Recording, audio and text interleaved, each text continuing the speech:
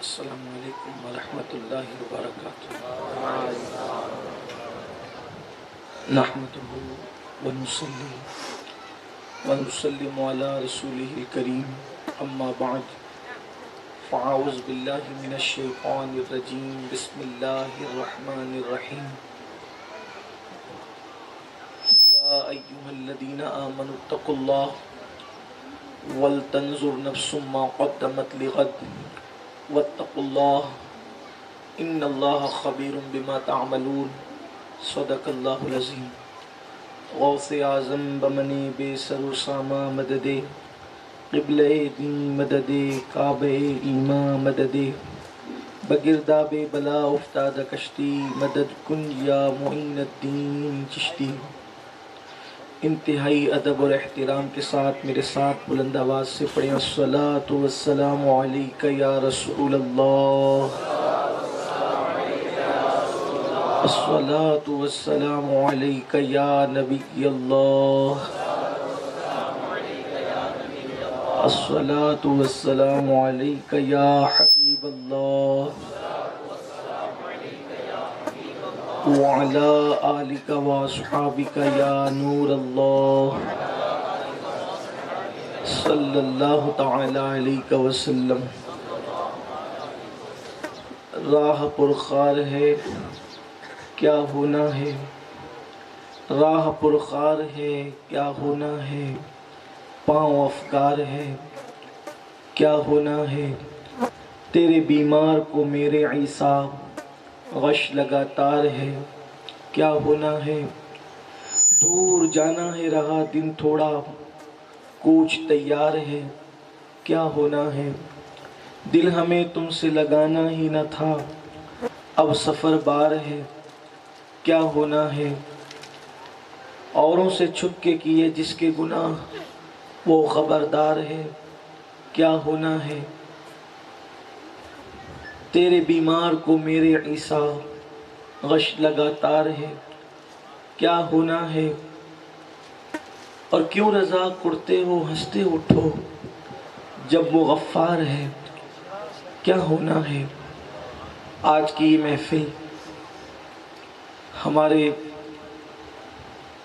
برادر ذی قدر جناب سید شبیر باپو قادری جیلانی، ان کی والدہ مرحومہ مغفورہ کے چہلم کے موقع پر انعقاد پذیر ہے، اور جمعۃ المبارکہ کا دن ہے اور نماز جمعہ بہت قریب سے قریب تر ہے۔ تھوڑی دیر یہ کوشش کی جائے گی کہ ہم مرحومہ کے ایصال ثواب کے لیے اور اپنی نجات کے لیے کچھ باتیں کریں۔ اللہ تعالیٰ قرآن مقدس میں فرماتا ہے یا ایہا الذین آمنوا اتقوا اللہ ولتنظر نفس ما قدمت لغد، اے ایمان والو اللہ سے ڈرو اور روز قیامت کے لیے کیا بھیج رہے ہو، آگے کو کیا روانہ کر رہے ہو، اس سلسلے میں غور کرو، فکر کرو۔ واتقوا اللہ، اللہ سے ڈرو، ان اللہ خبیر بما تعملون، اور اللہ تعالیٰ تمہارے اعمال کی خبر رکھتا ہے۔ اس دنیا میں ہم جو آئے ہیں یہاں سے کچھ بھیجنے کے لیے آئے، ہمیں یہاں رہ کر کچھ روانہ کرنا ہے، کیونکہ یہاں ہمیشہ رہنا نہیں ہے۔ جہاں ہمیشہ رہنا ہے وہاں کے لیے کچھ بھیجو، اور کیا بھیج رہے ہو یہ سوچو۔ اچھا کرو گے تو بھی جانا ہے، اور برا کرو گے تو بھی وہیں پہنچے گا جہاں آپ کو جانا ہے، لیکن بات اتنی ہے اگر اچھا کر کے گئے تو وہاں راحت کی زندگی ہے، اور اگر اچھا نہیں کر سکے تو یہ دنیا سے بھی زیادہ بدترین زندگی وہاں کی، ایسے تڑپائے جائیں گے کہ کوئی مدد کو نہیں آئے گا، ایسے عذاب میں گرفتار کیے جائیں گے کہ کسی کی امداد تک نہ پہنچے گی۔ یہاں انسان مصیبت اور مشکلات میں گرفتار ہوتا ہے تو کبھی ماں بچانے آتی ہے، کبھی باپ بچانے آتا ہے، کبھی بھائی بچانے آتا ہے، کبھی بیٹا بچانے آتا ہے، لیکن وہاں تو کسی نے بچانے آنا بھی نہیں، اس لیے کہ وہاں کی آہو فغاں ہم تک پہنچنا بھی نہیں ہے، وہاں کی آہو پکار یہاں تک کہ آنا بھی نہیں ہے۔ جب ہم قبرستان جاتے ہیں تو دیکھتے ہیں کہ ساری قبریں ایک سناٹے میں ڈوبی ہوئی ہیں، لیکن نظر والوں کو پتا ہے کہ کچھ قبریں ایسی ہیں جو جہنم کے گڑھوں میں سے ایک گڑھا ہے، اور کچھ قبریں ایسی ہیں جو جنت کے باغوں میں سے ایک باغ ہے۔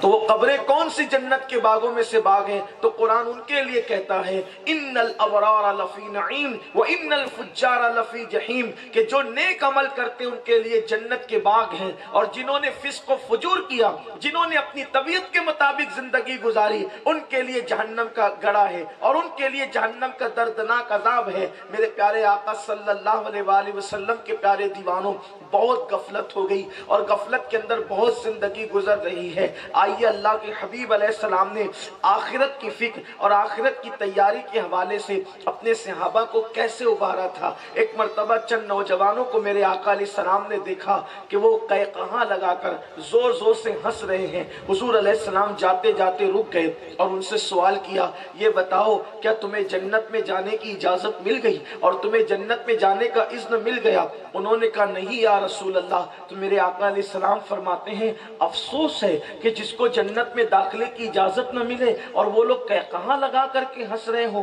آپ مجھے بتائیں، اگر کوئی ہنس دے قہقہاں لگا کر تو حضور اس پر اتنا افسوس کرتے ہیں؟ اللہ اکبر! اگر آج حضور علیہ السلام ظاہری دنیا میں حیات ہوتے اور میرے اور آپ کے احوال کو دیکھتے تو کتنا افسوس فرماتے، لیکن ہمارا تو عقیدہ ہے کہ جیسے وہ زمین کے اوپر زندہ تھے، اس سے زیادہ، زمین سے زیادہ کی حیات زمین کے اندر کی ہے۔ لوگ کہتے ہیں اس سے زیادہ کی حیات کیسے ہو سکتی ہے؟ تو ہم قرآن سے دلیل پیش کرتے ہیں۔ قرآن کہتا ہے وَلَلْآخِرَةُ خَيْرٌ لَكَ مِنَ الْأُولَىٰ، آپ کی آنے والی گھڑی پچھلی گھڑی سے بہتر ہے۔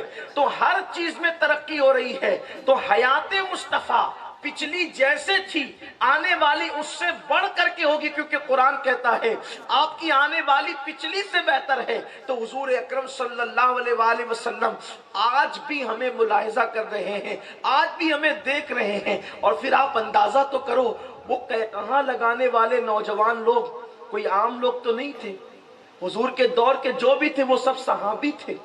اب آپ مجھے بتائیں کہ اگر صحابی قہقہاں لگا کر ہنسے تو حضور فرماتے کیا تمہیں جنت میں جانے کی اجازت مل گئی؟ حالانکہ وہ سب جنتی ہیں۔ وَكُلًّا وَعَدَ اللَّهُ الْحُسْنَىٰ کے تحت اللہ نے ان سب سے خیر اور جنت کا وعدہ فرمایا ہے، لیکن میرے آقا علیہ السلام افسوس فرما رہے ہیں۔ اور ہمارا حال یہ ہے، ہم فلمیں دیکھ رہے ہیں، سیریل دیکھ رہے ہیں، جھوٹ بول رہے ہیں، وعدہ خلافیاں کر رہے ہیں، حرام کما رہے ہیں، حرام کھا رہے ہیں، ماں باپ کی نافرمانی کر رہے ہیں، اور ہم موت کو بھولے ہوئے ہیں۔ آئیے جلدی جلدی سے کچھ باتیں آپ کے پلوں میں ڈالوں کہ ایک دن موت آنی ہے۔ جیسے شبیر باپو مدثر اللہ العالی کی والدہ مشفقہ محترمہ دنیا سے گئیں، بہت سارے لوگ دنیا سے گئے، ایک دن ہم نے بھی تو جانا ہے، بہت کم ٹائم لے کر کے آئے، جانا ہے۔ اور یاد رکھیے جس کو موت کہتے نا، موت وہ آسان نہیں۔ جس گھاٹی سے ہمیں گزرنا ہے، اتنا سمجھ لے، شاعر لوگ جو موت بیان کرتے ہیں اس کا حقیقت سے کوئی تعلق نہیں۔ موت کی حقیقت وہ ہے جو احادیث مصطفیٰ میں بیان ہوئی۔ اللہ کے رسول صلی اللہ علیہ وآلہ وسلم ارشاد فرماتے ہیں، حدیث پاک کا مفہوم ہے کہ موت کی حقیقت کو جیسے میں جانتا ہوں اگر تم جان لیتے تو تم لوگ ایسے پگھلنے لگتے جیسے پانی کے اندر نمک پگھلنے لگتا ہے۔ اس موت کی گھاٹی سے گزرنا ہے۔ اللہ کے حبیب علیہ السلام نے موت کی تکلیف بتائی نہیں، لیکن سمجھدار کے لیے اشارہ کافی ہے۔ آخر وہ کیا تکلیف ہوگی جس کو سوچنے کے بعد انسان پگھلنے لگے گا؟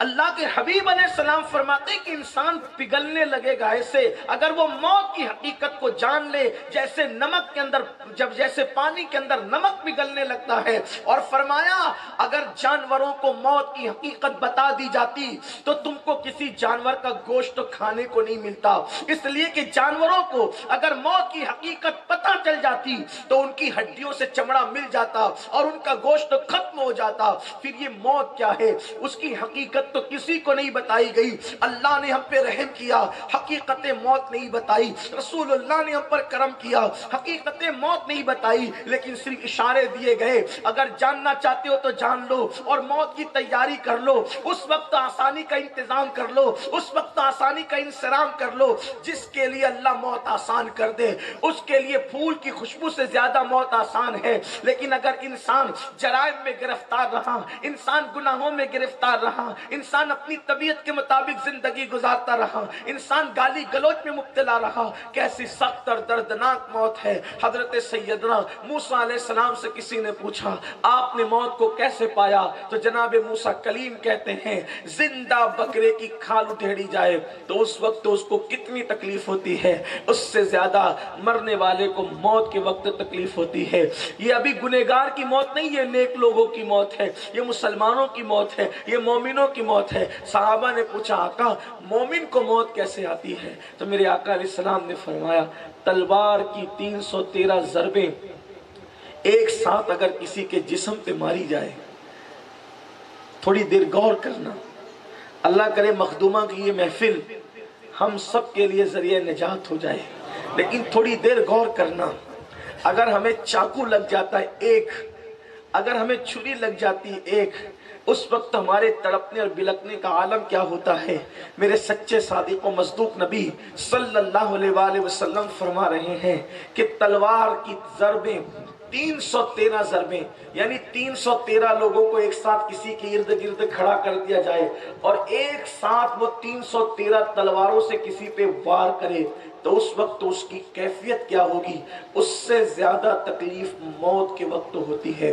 اور آپ کو بتاؤں اللہ اکبر، حضرت عبداللہ ابن عمرو ابن عاص رضی اللہ تعالیٰ عنہ فرماتے ہیں کہ ایک دن میرے والد جب دنیا سے تشریف لے جانے لگے تو میں نے اپنے والد سے پوچھا ابا جان آپ مجھے اکثر کہتے تھے اگر کوئی عقل مند انسان میرے سامنے مرے گا اور مرتے وقت اس کی عقل سلامت رہے گی تو میں اس سے پوچھوں گا کہ بتاؤ موت کے وقت کیسا لگتا ہے، اس لیے کہ مرنے سے پہلے کوئی نہیں بتا سکتا کہ موت کیسی لگتی ہے۔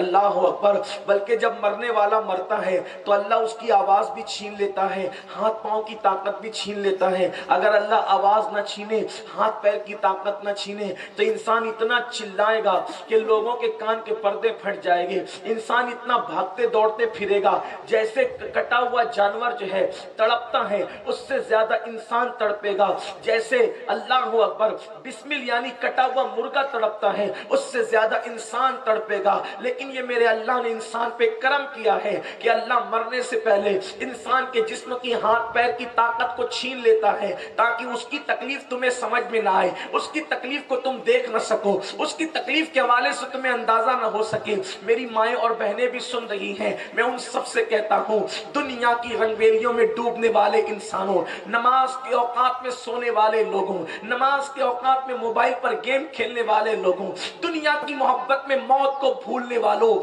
ذرا سوچو تو صحیح موت کیسی ہے جس سے مجھے بھی گزرنا ہے اور تم کو بھی گزرنا ہے۔ اللہ اکبر، وہ گھڑی آنے والی ہے جس کو موت کہتے ہیں۔ ہائے وہ تڑپ، ہائے وہ پیاس، ہائے وہ بے چینی، ہائے وہ بے قراری، ہائے وہ بے بسی، لیکن کتنا بے بس ہے نا انسان۔ انسان اپنے مال پہ غرور کرتا ہے، انسان اپنے مال پہ گھمنڈ کرتا ہے، انسان اپنی قوت پہ گھمنڈ کرتا ہے، انسان اپنی طاقت پہ گھمنڈ کرتا ہے، انسان اپنے مکانات اور محلات پہ گھمنڈ کرتا ہے، اس کے صوفوں پہ اس کو گھمنڈ ہے، اس کے نرم گدوں پہ اس کو گھمنڈ ہے۔ لیکن انسان سوچ تو صحیح تیری موت کیسی ہوگی؟ تیرے سرانے تیری بہویں کھڑی ہوگی، تیرے سرانے تیرے بیٹے کھڑے ہوں گے، تیرے سرانے تیرے نواسے اور پوتے کھڑے ہوں گے، لیکن اس وقت تو اتنا بے بس ہوگا کہ تیری روح نکل کر تیری حلق کے اندر اٹک رہی ہوگی اور تجھے 7 سمندروں سے زیادہ زیادہ پانی کی پیاس لگی ہوگی، لیکن اس وقت تیری پیاس کو اللہ کے سوا کوئی نہیں بجھا سکے گا۔ تیرے رشتہ دار چمچے سے پانی ڈال رہے ہوں گے، حلق میں روح اٹکے گی، کوئی نکال نہ سکے گا، نہ کوئی ایم ڈی ڈاکٹر نکال سکے گا، نہ کوئی بڑے سے بڑا سرجن نکال سکے گا، بلکہ اللہ نے چیلنج کیا، جب ہم کسی کے حلق میں روح کو اٹکا دیتے ہیں تو تم میں سے کون ہے جو اس کی روح سے اس کو نجات دلا سکتا ہے؟ جب ہم کسی کی سانسیں ختم کر دیتے ہیں، کون ہے جو اس کی سانسوں کو بڑھا سکتا ہے؟ اللہ اکبر۔ سب دیکھتے رہتے ہیں، لیکن انسان کا بوجھ کون لیتا ہے؟ عبداللہ ابن عمرو ابن عاص رضی اللہ تعالیٰ عنہما فرماتے ہیں کہ میرے والد اکثر تمنا کرتے تھے جب کوئی دنیا سے جائے گا تو میں اس کی موت کے بارے میں اس سے پوچھوں گا کہ کیسا لگ رہا ہے، کیسا لگ رہا ہے، لیکن اتفاق سے عمرو ابن عاص کو کوئی نہ ملا۔ عبداللہ کہتے ہیں میرے والد دنیا سے جا رہے تھے، میں نے اپنے ابا سے پوچھا ابا آپ کو تو کوئی ایسا دانشمند نہ ملا جو موت بتا سکے؟ ابا جان آپ دنیا سے جا رہے ہیں، آپ مجھے بتائیں کہ موت کیسی ہے، موت کیسی آپ مجھے بتائیں۔ عمرو ابن عاص رضی اللہ تعالیٰ عنہ کہتے ہیں میرے بیٹے عبداللہ تو مجھ سے پوچھتا ہے موت کیسی ہے؟ اب وہ بیان کرتے ہیں، فرماتے ہیں زمین اور آسمان کو لپیٹ کر اگر کسی کے سینے پہ رکھ دیا جائے تو وزن کیسا لگتا ہے؟ اس وقت ایسے ہی محسوس ہو رہا ہے، ایسا لگتا ہے جیسے میرے سینے پہ زمین اور آسمان کو پتھر کی شکل میں رکھ دیا گیا، زمین اور آسمان کو لپیٹ کر میرے سینے پہ رکھ دیا گیا۔ میرے بیٹے اس وقت تو ایسا لگتا ہے جیسے انسان ناک سے سانس نہیں لے رہا ہے، جیسے انسان ناک سے سانس نہیں لے رہا ہے، ایسا لگتا ہے جیسے وہ سوئی کے ناکے سے سانس لے رہا ہے۔ اگر کوئی سوئی کے ناکے سے سانس لے گا تو اس کا دم کیسے گھٹے گا؟ میرے بچے مجھے ایسے ہی لگ رہا ہے، اور اس سے زیادہ کیا بتاؤں، اگر کسی کے پیٹ میں ببول کا درخت اگا دیا جائے اور اس کے نیچے کے مقام سے وہ ببول کا درخت کھینچا جائے تو اس کے پیٹ کا حال کیا ہوگا؟ وہی کیفیت ہے، اس سے زیادہ موت کو میں بیان نہیں کر سکتا۔ یہ فرمایا آپ مجھے بتائیں جو لوگ ایمان کے اتنے اعلیٰ منزل پر فائز ہے، جب وہ دنیا سے گئے تو انہوں نے موت کی تلخیوں کو یوں بیان فرمایا، تو ہمیں کیسے موت آئے گی، ہمیں موت کا عالم کیا ہوگا؟ لیکن ہم اس موت کی تیاری کو بھول گئے۔ اور ایک بات آپ کو جاتے جاتے بتاؤں، موت کے وقت کتنی تکلیف ہو، لیکن اگر انسان ایمان پہ دنیا سے جائے، ایمان پہ جائے تو وہ کامیاب ہے، اور یہ سب کو میسر نہیں۔ اللہ نے یہ وعدہ کسی کے ساتھ نہیں کیا کہ جو مرے گا وہ ایمان پہ مرے گا، اس کا کرم جس پہ ہوگا وہ ایمان پہ مرے گا۔ حضرت امام سفیان ثوری رضی اللہ تعالی عنہ، امام سفیان ثوری یہ امام اعظم ابو حنیفہ کے بھی سینئر محدثین میں ہوتے ہیں۔ 18-19 سال کی عمر میں وہ لکڑی ٹیک کے چلتے تھے، ان کی کمر جھک گئی تھی۔ حضرت سفیان ثوری کی کمر جھک گئی تھی، وہ لکڑی ٹیک کے چلتے تھے۔ کسی نے پوچھا سفیان جوانی میں تمہاری کمر جھک گئی جبکہ کمر تو بڑھاپے میں جھکتی ہے؟ تو سفیان ثوری نے کہا میرے استاد تھے، انہوں نے 50 سال مسجد کے اندر اعتکاف میں گزارے، رفع حاجت کے سوا کبھی وہ باہر نہیں نکلے، نہ انہوں نے کبھی آسمان دیکھا، نہ چاند دیکھا، نہ سورج دیکھا، سوائے عبادت کی ان کو کوئی دوسرا کام ہی نہیں تھا۔ 50 سال انہوں نے مسجد میں معتکف رہ کر گزارے اور حدیث پڑھائی، حدیث صرف حدیث پڑھاتے تھے بس۔ لیکن جب وہ دنیا سے جا رہے تھے تو میں نے ان کو بہت روتے دیکھا۔ میں نے پوچھا استاد رو رہے ہو؟ تو فرمایا بیٹا ایمان پر جانے کے لیے رو رہا، کیونکہ ایمان پر خاتمے کی کوئی گارنٹی کسی کی نہیں، کون ایمان پہ جائے گا اور مرتے وقت کون کافر ہو جائے گا اس کی کوئی گارنٹی نہیں ہے میرے بیٹے۔ امام سفیان ثوری کہتے ہیں استاد آپ 50 سال تک مسجد کی کبوتری بن کے مسجد کے اندر رہے اور آپ ایمان پہ خاتمے کے لیے رو رہے۔ فرمایا میرے بیٹے جنہوں نے رسول اللہ کے دور میں کلمہ پڑھا تھا ان میں سے بعض لوگ حضور کے وصال کے بعد کافر ہو گئے، مسلمہ کذاب نے جب جھوٹی نبوت کا اعلان کیا تو اس کی جھوٹی نبوت کی تصدیق کرنے والے لوگ کون تھے؟ جنہوں نے رسول اللہ کے دور میں کلمہ پڑھا تھا. تو جو رسول اللہ کو دیکھ کے کلمہ پڑھے، جب ان کے ایمان چھینے جا سکتے ہیں تو ہم کو. اس لیے میں رو رہا ہوں میرے بیٹے. تو امام سفیان ثوری کہتے ہیں میرے استاد کی یہ کیفیت دیکھ کر مجھ پر اللہ کا خوف طاری ہوا، اور اللہ کے خوف سے اور ایمان پر خاتمے کے حوالے سے خوف کی وجہ سے میری ریڑھ کی ہڈی کڑ کڑ کڑ کڑ کرتے ہوئے ٹوٹ گئی. اس کی پوری آواز پوری مسجد نے سنی، اور اس کے بعد سے آج تک کہ میں عصا لے کر کے چل رہا ہوں. جوانی میں میری کمر جھک گئی. آپ سے میں صرف پوچھنا چاہتا ہوں، اللہ کے بندو، جنتی ہونے کا گھمنڈ کرنے والوں، جنتی ہونے کا غرور کرنے والوں، نہ زندگی میں نماز ہے، نہ روزہ ہے، نہ کلمہ صحیح یاد ہے، نہ کلمے کا ترجمہ صحیح یاد ہے. پاپ کتنے کرتے ہو، جرائم کتنے کرتے ہو. شاید ہی کوئی ایسا گناہ ہے جو ہم سے چھوٹ گیا ہو. ہم نے کتنے جرائم اور گناہ کیے. کبھی ہم نے سوچا ہم ایمان پہ دنیا سے جا سکیں گے؟ ہمارا خاتمہ بھی ایمان پہ ہوگا. سوچو تو صحیح. یہ بات میں لوگوں کو کہتا ہوں تو بری لگتی ہے.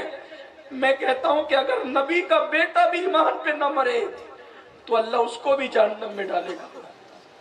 نبی کا بیٹا بھی اگر ایمان پہ نہ مرے اللہ اس کو بھی جہنم میں ڈالے گا. لوگ کہتے ہیں کیا نبی کا بیٹا بھی کفر پہ مر سکتا ہے؟ میں نے کہا ہاں، حضرت نوح علیہ السلام کا بیٹا کفر پہ مرا، اور اللہ نے بہرحال اس کے نسب کو ختم کر دیا لیس من اہلک کہہ کر. لیکن بہرحال بتاؤ، جب اولو العزم نبی کا بیٹا کفر پر دنیا سے جا سکتا ہے تو کیا ہمارا باپ کوئی نبی ہے؟ پھر ہم اتنے غافل کیوں ہیں؟ اور ہم یہ کیا سوچتے ہیں کہ ہم ایک بار سبحان اللہ کہیں گے تو جنت میں چلے جائیں گے؟ میرے عزیز، ہزاروں سال عبادت کرنے والا بھی جہنمی بن سکتا ہے. ہم کس بلا میں ڈوبے؟ ہم کیوں نہیں ڈرتے اللہ سے؟ غوث اعظم جیسے حسنی حسینی سید ہمیشہ روتے تھے. کس لیے روتے تھے؟ ایمان پہ خاتمے کے لیے. ایمان پہ خاتمے کے لیے غوث پاک روتے تھے. ایک دن کسی نے عید کے دن روتے دیکھا تو پوچھا مرشد آپ عید کے دن رو رہے ہیں؟ فرمایا کہ کیوں نہ رو. تو کہا آج تو عید کا دن ہے. کہا عبد القادر کی عید اس دن ہوگی جس دن اس کا خاتمہ ایمان پہ ہوگا. جس نے مردے زندہ کیے وہ ایمان پر خاتمے کے لیے رو رہے ہیں. اور غوث پاک فرماتے ہیں سیدنا غوث الثقلین رضی اللہ تعالیٰ عنہ کہ اگر کوئی ایمان پہ خاتمے کی فکر نہیں کرتا، مجھے ڈر ہے کہ مرے گا تو کافر ہو کے مرے گا. اب تھوڑا سا ذرا میں اشارے کر دوں، کون کون لوگ کفر پر دنیا سے جاتے؟ کون لوگ ایسے ہیں کہ جن کے لیے ڈر ہے کہ مریں گے تو کافر ہو کے مریں گے؟ مرتے وقت کس کس کا ایمان چھینا جاتا ہے؟ نمبر ایک، جو غسل جنابت میں تاخیر کرتا ہے، یعنی میاں بیوی کے تعلق قائم کرنے کے بعد جلدی غسل نہیں کرتا، دیر سے غسل کرتا ہے. ڈر ہے کہ جب وہ مرے گا تو مرتے وقت اس کا ایمان چھین لیا جائے گا. اس لیے میں مرد اور عورتوں سے بہت حیا کے پردے میں کہتا ہوں، جس وقت غسل فرض ہو جائے، رات ہو تو رات، دن ہو تو دن، اس میں عجلت کرنا، جلدی کرنا، تاخیر نہیں کرنا. اگر کوئی عذر ہو تو کم سے کم وضو یا تیمم کر کے سونا، لیکن اتنی دیر مت کرو کہ سورج نکل جائے. سورج نکلنے اتنی دیر کرنا یہ حرام ہے. اس سے زیادہ تاخیر نہیں کر سکتے، اس سے پہلے پہلے کیا جائے. تو جو غسل جنابت میں تاخیر کرے گا، ڈر ہے کہ مرے گا تو کافر ہو کر مرے گا. بلکہ ایک روایت مجھے یاد آئی، ایک بہت بڑے محدث تھے، بہت بڑا محدث، مرا تو عیسائی ہو کر مرا، عیسائی ہو کے مرا. اس کی بیوی سے کسی نے پوچھا یہ عیسائی کیسے ہو کے مرا؟ تو بیوی نے بتایا کہ جب اس پہ غسل جنابت فرض ہوتا تھا تو اس کو یہ کہتا تھا یار عیسائیوں میں یہ رسم بہت اچھی ہے کہ ان کے یہاں غسل جنابت نہیں، ہمارے یہاں غسل جنابت کی تکلیف ہے. غسل جنابت وہ وقت پہ کر لیتا تھا لیکن اس کو جان پہ آتی تھی، تکلیف ہوتی تھی غسل کرنے میں. اس لیے اس نے عیسائیوں کے غسل جنابت نہ ہونے کی تعریف کی. تو اس نے عیسائیوں کے اس عمل کی تعریف کی تو مرنے سے پہلے وہ عیسائی ہو گئے. صرف تعریف کی، عمل نہیں کیا. آپ تو مشرکین کے طریقے پہ عمل کر رہے ہو. شادیوں میں مشرکوں کا طریقہ، خوشیوں میں مشرکوں کا طریقہ، زندگی گزارنے میں مشرکوں کا طریقہ، یہود و نصارہ کا طریقہ. اللہ کے بندو، شیطان کے کتنے بڑے جال میں پھنسی ہو، اپنے اوپر رحم کرو. تو نمبر ایک، جو غسل جنابت نہیں کرتا یا دیر سے کرتا ہے، ڈر ہے، حتمی نہیں کہہ رہا ہوں، ڈر ہے کہ مرے گا تو کفر پہ مرے گا۔ نمبر 2، جو کسی مومن کو گالی دے، جو کسی مومن کو گالی دے، اس سے معافی نہ مانگے اور توبہ نہ کرے، ڈر ہے کہ مرے گا تو کفر پہ مرے گا۔ اب عام مومن کو گالی دے تو ڈر ہے کہ مرے گا تو کفر پہ مرے گا، تو جو اپنی بیوی کو ماں بہن کی گالی دیتا ہو، جو اپنے بچوں کو ماں بہن کی گالی دیتا ہو، جو اپنے پڑوسیوں کو ماں بہن کی گالی دیتا ہو، اس کا کیا انجام ہوگا؟ پھر اس کے بعد تیسری چیز، جو کسی کا دل دکھاتا ہو، جو کسی کا دل کی پرواہ نہیں کرتا، دل دکھاتا ہو، ڈر ہے کہ مرے گا تو کافر ہو کے مرے گا۔ اس طرح کی لمبی فہرست ہے۔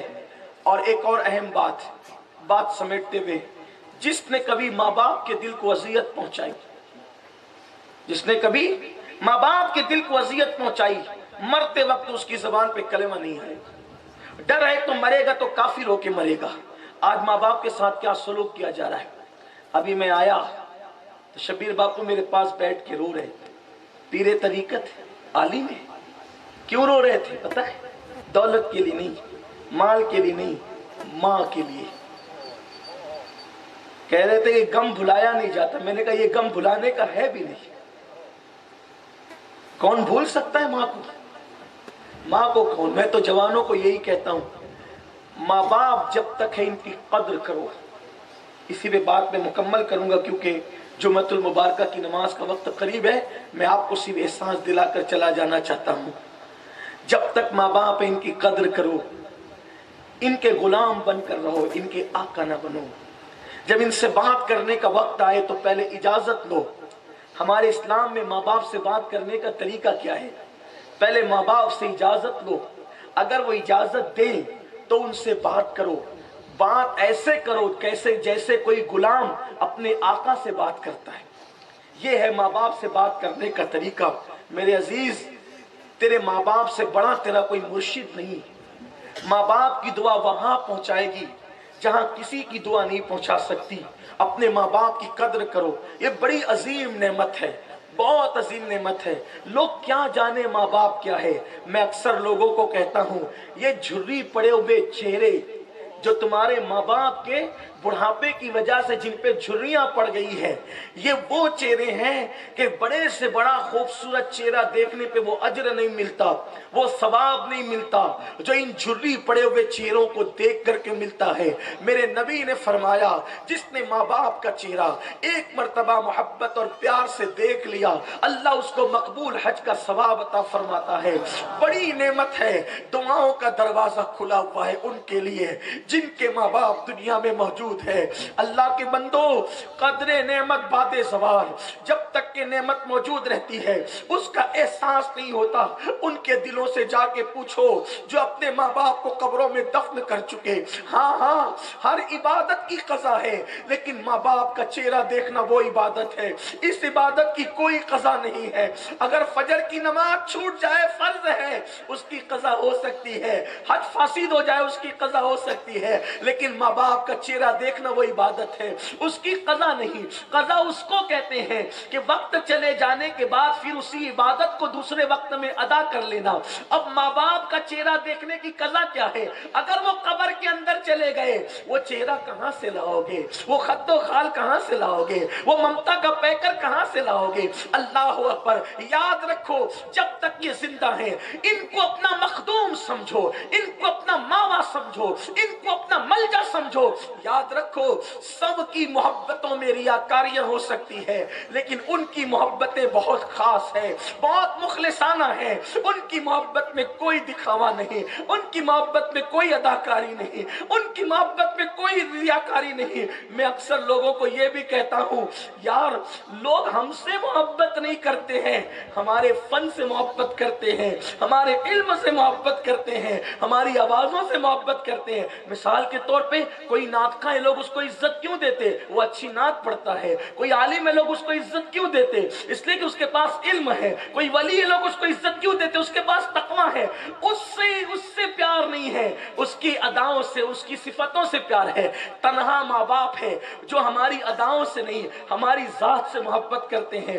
جب ہم بستر میں پیشاب کرتے تھے تب بھی وہ ہم سے محبت کرتے تھے، جب ہم بدبودار پاخانہ کرتے تھے تب بھی وہ ہم سے محبت کرتے تھے۔ لیکن آج لوگوں کو کیا ہو گیا؟ وہ سب سے پیار کرتا ہے، ماں باپ سے نہیں کرتا۔ میرے نبی نے فرمایا قیامت کی نشانیوں میں سے ایک نشانی ہے، لوگ اپنے دوستوں پہ خرچ کریں گے اور اپنے ماں باپ پہ خرچ کرنے میں دل چھوٹا کریں گے۔ یہ قیامت کی نشانیوں میں سے نشانی ہے۔ اللہ اکبر۔ ساس سسر کا بھی احترام کرو، لیکن اگر بیوی کہہ دے کہ میرے ماں باپ کے لیے خرچہ کرنا ہے تو نہ نہیں نکلتا۔ لیکن اپنے ماں باپ کا حال کیا ہو گیا؟ کچھ ایسے ماں باپ ہیں، ایسے ناہنجار اولاد ہیں جو ماں باپ کو دواؤں کے لیے ترساتے ہیں، جو ماں باپ کو غذاؤں کے لیے ترساتے ہیں۔ نہیں، جن ماں باپ نے ہمیں کھلایا پلایا، اللہ اکبر، لوگوں کو کیا ہو گیا؟ جب اچھی غذائیں آتی تھی تو ماں چھپا کے رکھ لیتی تھی کہ میرا بیٹا اسکول سے آئے گا تو میں اس کو کھلاؤں گی، یہی ہے نا۔ اور آج اچھی غذائیں آتی ہے، ہم دوسروں کو کھلاتے ہیں، ماں باپ کو بھول جاتے ہیں۔ بولو، دوسروں کی دعوت کرتے وقت جتنے اہتمام سے تم کھانے پکاتے ہو، کبھی اپنے تنہا ماں باپ کے لیے پکایا؟ اہل منبر سے معافی چاہتے ہوئے ان کو بھی کہوں گا، میں حالانکہ ان کو نصیحت کے قابل نہیں ہوں، ان کی پیر کی جوتیوں کے دھول کے برابر نہیں ہوں، لیکن ایک احساس ان کو بھی دلانا چاہتا ہوں۔ کوئی دن ایسا گزرا جس نے سوچا کہ آج ہم اپنے ماں باپ کی دعوت کریں گے؟ کبھی ایسے گزرا کوئی دن اپنے ماں باپ کی دعوت کریں گے اور اس میں اتنا اچھا پکواؤں گا جس میں اپنے بہت معزز مہمان کے لیے پکواتا ہوں؟ کبھی ایسا ہوا؟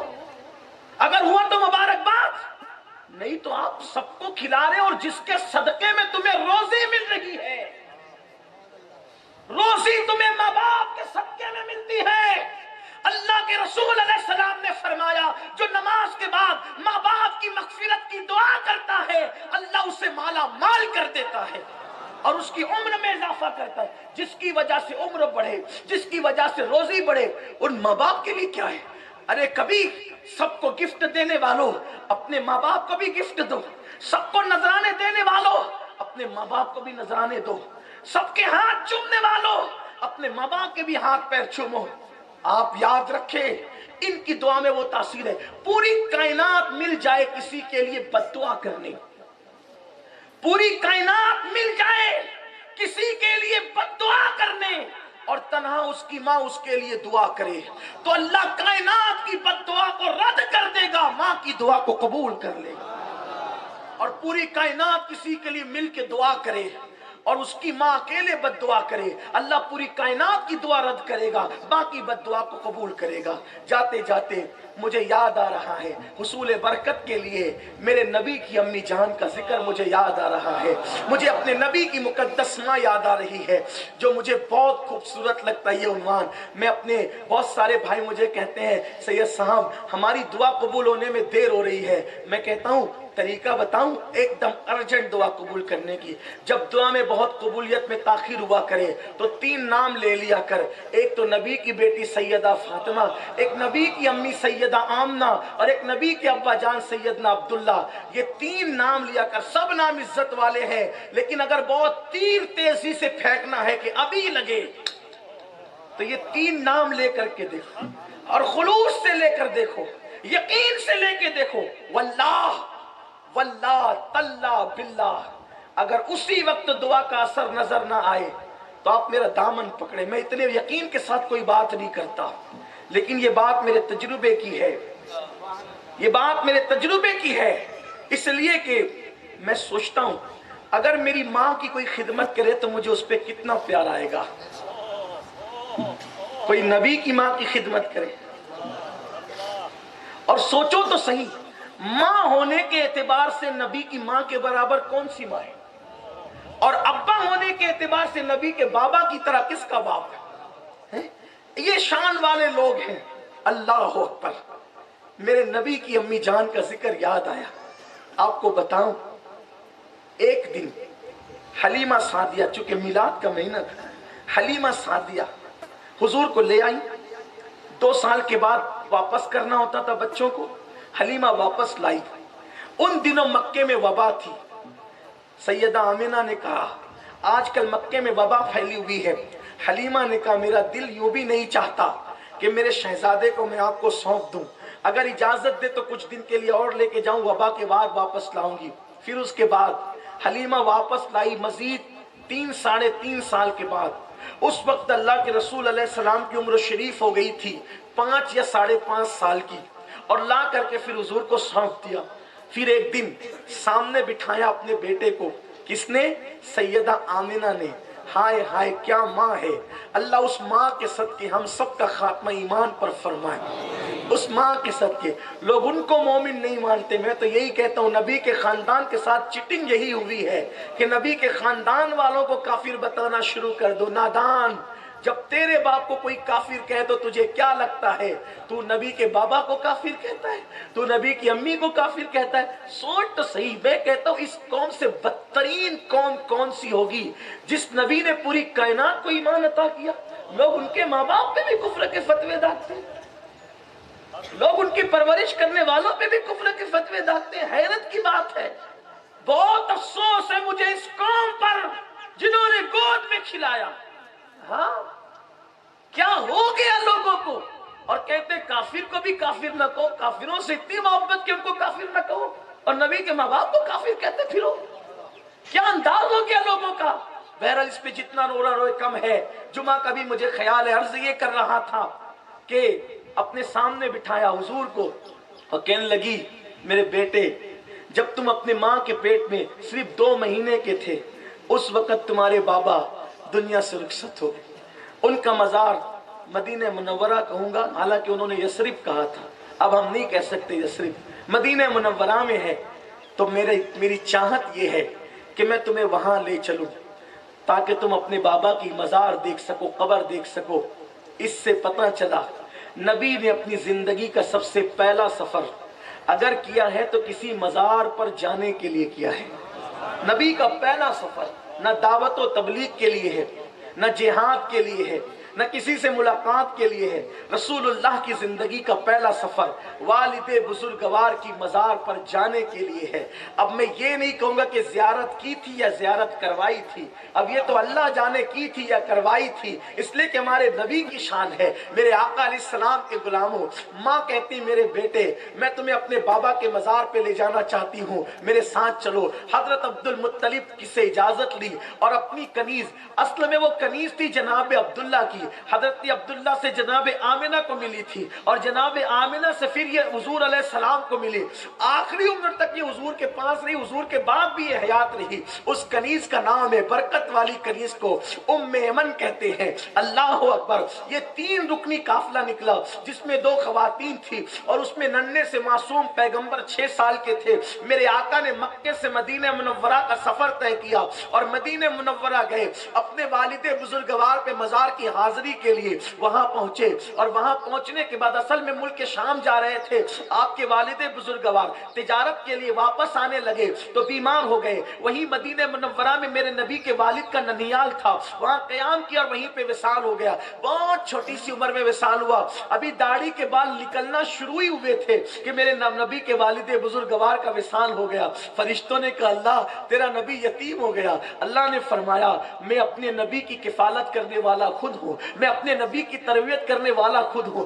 دراصل اللہ کی غیرت تو دیکھو نبی کے حوالے سے. دراصل اگر کوئی ایسا ہوتا ہے نا, بہت اچھا انسان ہوتا ہے, کردار اخلاق اچھی ہوتے, تو لوگ کیا کہتے ہیں اس کے ماں باپ نے بڑی اچھی تربیت کی ہے. ایسے ہی کہتے ہیں نا, ایسے ہی کہتے ہیں اس کے ماں باپ نے بڑی اچھی تربیت کی ہے. یعنی انسان پہ احسان ہوتا ہے ماں باپ کا. اب میرے نبی تو اخلاق کے معاملے میں خلق عظیم والے تھے, علم کے معاملے میں ما کان وما یکون والے تھے, کردار اور گفتار کے معاملے میں بے مثال تھے.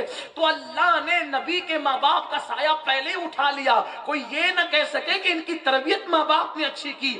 محبوب تم پر تمہارے ماں باپ کا احسان بھی مجھے گوارا نہیں ہے, تم پر تو احسان صرف میرا ہوگا اور کسی کا نہیں ہوگا.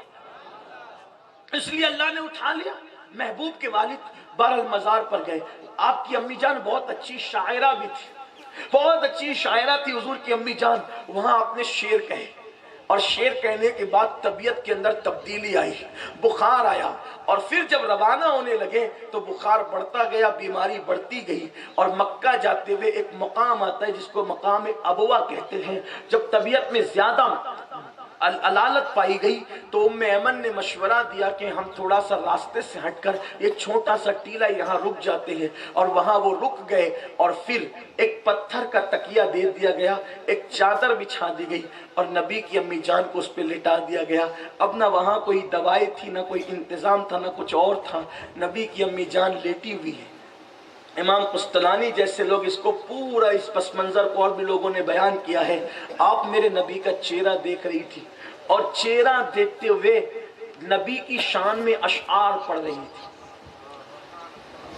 اس امت میں سب سے پہلے جس نے نعت نبی کہی ہے وہ میرے نبی کی امی جان سیدہ آمنہ ہے،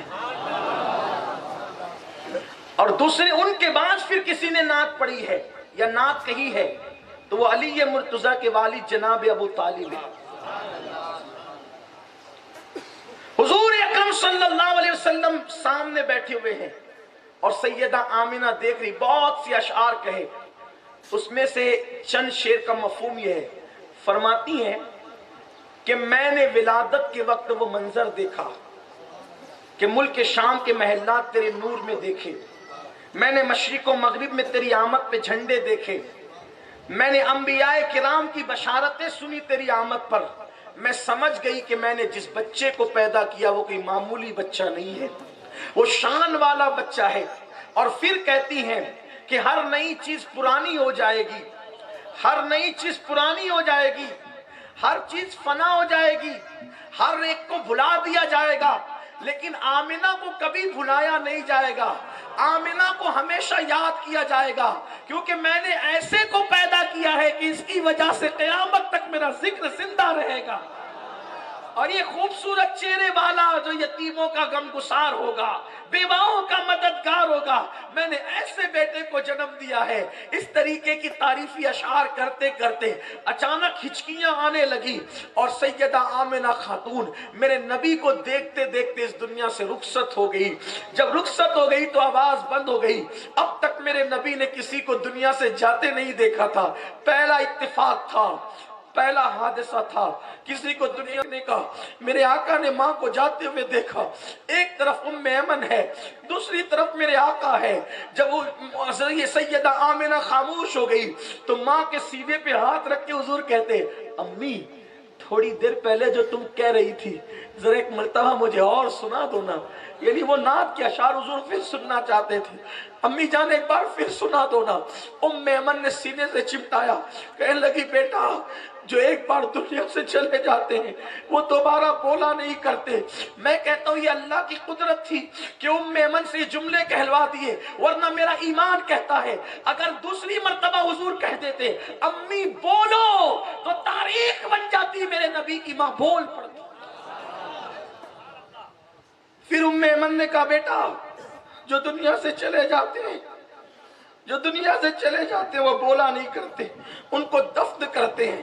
اور پھر اس کے بعد ام ایمن نے اور میرے نبی نے مل کر نبی کی ماں کے لیے قبر کھودی۔ یہ پہلی اور آخری قبر تھی جو حضور نے کھودی، اس سے پہلے کوئی قبر نہ کھودی تھی، اس کے بعد مکمل کوئی قبر حضور نے نہ کھودی۔ حضور نے اپنی ماں کے لیے قبر خود کھودی تھی، 6 سال کی ننھی سی عمر میں اللہ نے اتنی سخت مٹی کو نبی کے ہاتھوں پہ نرم کر دیا تھا اور قبر کھودی، اور اس کے بعد میرے نبی قبر میں خود اترے اور ام ایمن کی مدد سے اپنی ماں کو قبر میں اتارا، اور قبر میں اتار کر کے پھر جب مٹی برابر کر دی گئی تو ام ایمن نے ہاتھ پکڑا، کیونکہ جب دنیا سے جا رہی تھی سیدہ آمنہ تو ام ایمن کو مخاطب کر کے یہ بھی کہا تو ام ایمن میری یہ امانت صحیح سلامت عبد المطلب تک پہنچا دینا، کیونکہ میں نے بہت قیمتی بیٹے کو جنم دیا ہے، اور اس کا خیال کرنا، اس کا خیال کرنا۔ ام ایمن کو یہ نصیحتیں یاد تھی، ام ایمن نے آخری وقت تک نبھایا۔ جب حضور کی امی کو دفن کر دیا، قبر بن گئی ابوا میں، ہاتھ پکڑا، ہاتھ پکڑ کر ٹیلے سے اترنے لگی تو میرے آقا نے بڑی معصومیت سے پوچھا ام ایمن میری امی؟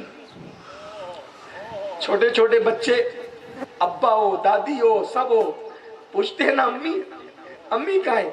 بچے ماں کے بغیر نہیں رہتے، گویا کہ یہ بھی فطرت ہے۔ حضور کے معصوم بچپنے نے پوچھا ام ایمن میری امی؟ ام ایمن پھوٹ پھوٹ کے رونے لگی اور فرمایا بیٹے اب تمہاری ماں ہمیشہ یہی رہے گی، اب تمہاری ماں ہمارے ساتھ نہیں جائے گی۔ حضور نے ہاتھ چھڑایا، ہاتھ چھڑا کر کے ٹیلے کی طرف واپس گئے۔ ام ایمن دیکھنے لگی کہاں ہے، تو کیا دیکھا؟ حضور ماں کی قبر پہ سر رکھ کر رو رہے تھے اور یہ جملے تھے، امی تمہیں تو پتا تھا نا کہ تمہارے سوا اس وقت دنیا میں میرا کوئی نہیں۔ یہ احساس اس کو تھا جس کے لیے اللہ فرما رہا ہے الم یجدک یتیما فآویٰ ووجدک ضالا فہدیٰ۔ حضور ماں کے لیے کہہ رہے ہیں امی آپ کو تو پتا تھا نا کہ میرا آپ کے سوا کوئی نہیں، آپ بھی چلی گئی دنیا سے۔ ام ایمن نے پھر سینے سے لگایا، اس لیے کہ ماں سب کو یاد آتی ہے، بس ماں کی اہمیت ہونی چاہیے، ماں کی اہمیت ہونی چاہیے، ماں سب کو یاد آتی ہے۔ حضور کو اٹھائی، سینے سے لگایا، اور جب ام ایمن کہتی ہے جب اپنی گھٹنی کے آگے حضور کو بٹھا کے لے جا رہی تھی، حضور پلٹ پلٹ کر ابوا کے اس ٹیلے کی طرف دیکھ رہے تھے اور ایسا لگتا تھا جیسے ماں کا انتظار کر رہے تھے کہ ماں ابھی قبر سے نکل کر پھر ساتھ چلنے لگے گی۔ ماں کو پلٹ پلٹ کر قبر کو دیکھتے تھے۔ پتہ نہیں حضور نے اپنی آنسوؤں کو کیسے خشک کیا، لیکن آخری بات یہ کہہ دوں، پوری زندگی حضور اپنی ماں کو یاد کرتے رہے، اور کس طرح یاد کرتے رہے؟ امام ابن جریر طبری لکھتے ہیں کہ ایک دن مغرب کی نماز کے بعد مسجد نبوی میں بیٹھ کر میرے آقا رو رہے تھے، آنکھ میں آنسو تھے۔ صحابہ نے حضور کو روتے دیکھا، پوچھا یا رسول اللہ رونے کا کوئی سبب نہیں، کیوں رو رہے ہیں، کیوں رو رہے ہیں آقا؟ سرکار نے فرمایا آج میری ماں آمنہ کی مجھے یاد آ گئی، میری ماں کی یاد آ گئی۔ میرے جوانوں تم خواب غفلت میں ہو، بہت خواب غفلت میں ہو، تمہیں ماں باپ کی قدر نہیں، ان کے بڑھاپے پہ ترس کھاؤ، ان کے بڑھاپے پہ رحم کرو، جیسے انہوں نے ہمارے بچپن میں ہم پہ رحم کیا ان سے پیار کرو۔ جس دن ان کو قبر میں دفنا دو گے اس دن پچھتاؤ گے۔ دنیا کی پوری دولت دے کر ایک لمحے کے لیے ماں باپ کا چہرہ دیکھنا چاہو گے تو تمہیں وہ چہرہ نظر نہیں آئے گا۔ بہت سے ایسے ہیں جو خواب میں دیکھنے کی تمنا کریں گے تو خواب میں بھی ان کو ماں باپ کا چہرہ نظر نہیں آئے گا۔ میں اپنی بہنوں سے ہاتھ جوڑ کے گزارش کرتا ہوں کہ وہ بھی اپنے ماں باپ کا خیال کرے اور اپنے شوہر کے ماں باپ میں ظلم نہ کرے، اپنے شوہر کے ماں باپ کے خلاف شوہر کو نہ ورگلائے، ورنہ تمہارا شوہر جہنم کا ایندھن بنے گا۔ اللہ اکبر۔ میرے نبی کے گھر میں کمی کیا تھی؟ کس چیز کی کمی ہے؟ مولا تیری گلی میں، دنیا تیری گلی میں، عقبہ تیری گلی میں،